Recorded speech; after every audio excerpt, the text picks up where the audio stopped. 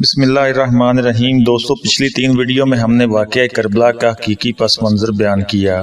آج کی ویڈیو میں ہم قاتلان حسین کا عبرتناک انجام بیان کریں گے کہ کیسے ان کی عبرتناک موت ہوئی۔ آئیے ویڈیو کو آغاز کرتے ہیں، لیکن ویڈیو شروع کرنے سے پہلے دوستوں سے گزارش ہے، اگر آپ چینل پر نئے ہیں تو ویڈیو کو لائک کیجئے، چینل کو سبسکرائب کیجئے۔ جس وقت حضرت حسین علیہ السلام پیاس سے مجبور ہو کر دریائے فرات پر پہنچے اور پانی پینا چاہتے تھے، کم وقت حسین بن نمیر نے تیر مارا جو آپ کے دہن مبارک پر لگا۔ اس وقت آپ کی زبان سے بے ساختہ بد دعا نکلی، یا اللہ، رسول اللہ کی بیٹی کے فرزند کے ساتھ جو کچھ کیا جا رہا ہے میں اس کا شکوہ آپ سے کرتا ہوں۔ یا اللہ، ان کو چن چن کر قتل کر، ان کے ٹکڑے ٹکڑے فرما دے، ان میں سے کسی کو باقی نہ چھوڑ۔ دعا قبول ہوئی اور آخرت سے پہلے دنیا میں ایک ایک کر کے بری طرح مارے گئے۔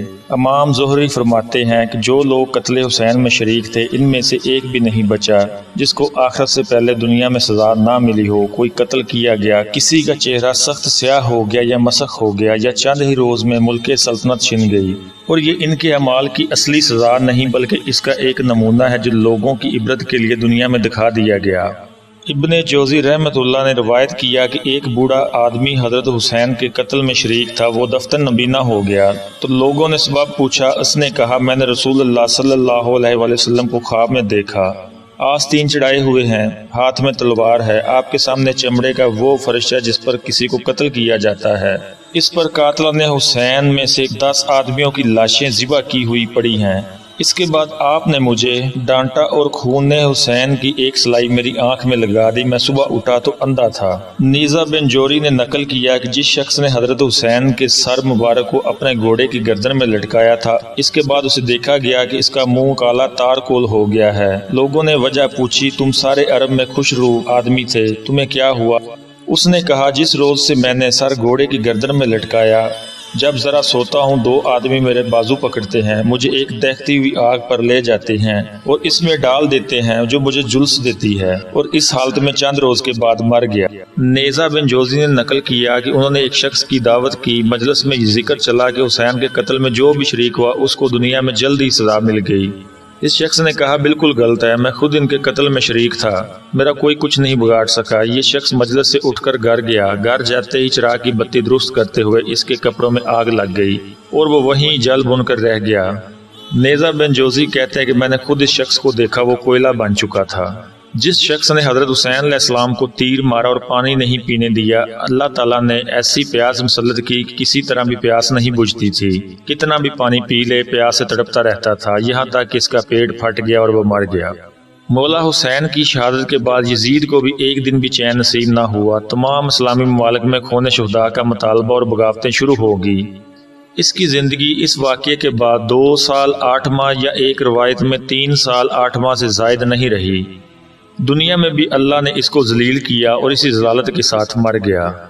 قاتلان حسین پر طرح طرح کی آفات ارضی و سمائی کا ایک سلسلہ تو تھا ہی۔ واقعہ شہادت سے 5 ہی سال بعد 22 ہجری میں مختار نے قاتلان حسین سے قصاص لینے کا ارادہ ظاہر کیا تو عام مسلمان اس کے ساتھ ہو گئے، اور تھوڑے عرصے بعد یہ قوت حاصل ہوگی کہ وہ کوفہ اور عراق پر اس کا تسلط ہو گیا۔ اس نے اعلان کیا کہ قاتلان حسین کے سوا سب کو امن دیا جاتا ہے، اور قاتلان حسین کی تفتیش و تلاش پوری قوت کے ساتھ خرچ کی، ایک ایک کو گرفتار کر کے قتل کیا۔ ایک روز میں 248 آدمی اس جرم میں قتل کیے گئے کہ وہ قاتل حسین میں شریک تھے۔ اس کے بعد خاص لوگوں کی تلاش اور گرفتاری شروع ہوئی۔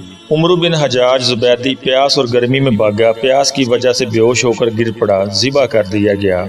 شمر جو حضرت حسین کے بارے میں سب سے زیادہ شکی اور سخت تھا، اس کو قتل کر کے اس کی لاش کتوں کے سامنے ڈال دی گئی۔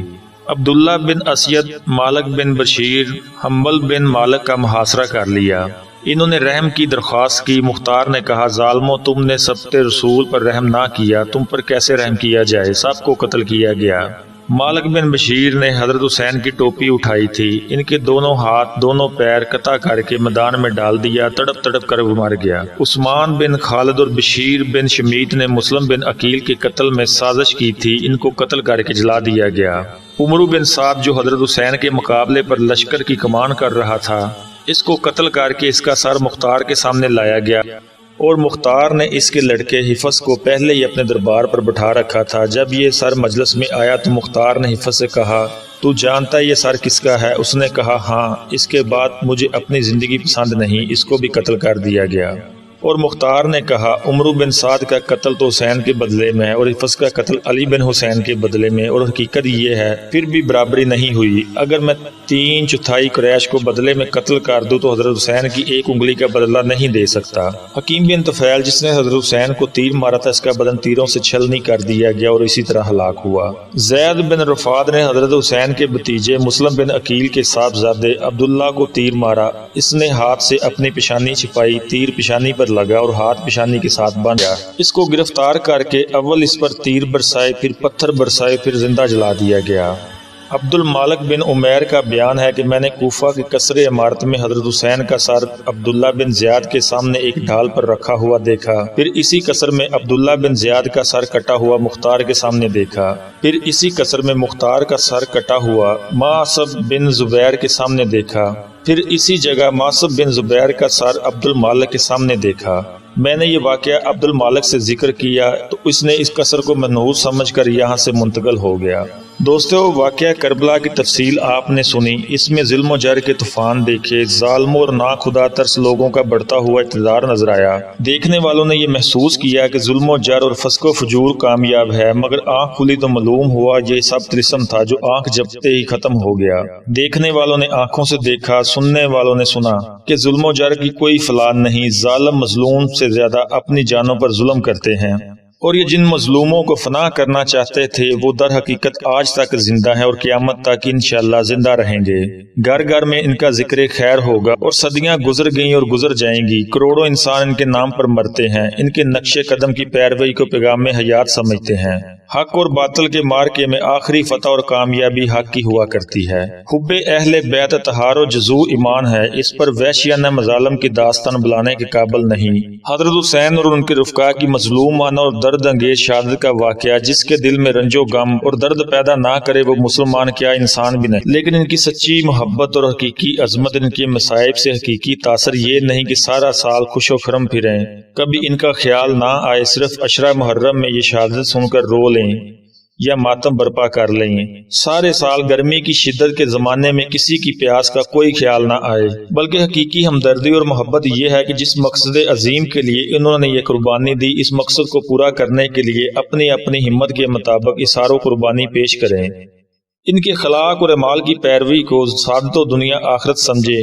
وہ مقصد آپ کو پچھلی 3 ویڈیو میں حضرت حسین کے ارشادات اور خطبات کو بغور سن کر اندازہ ہو جائے گا۔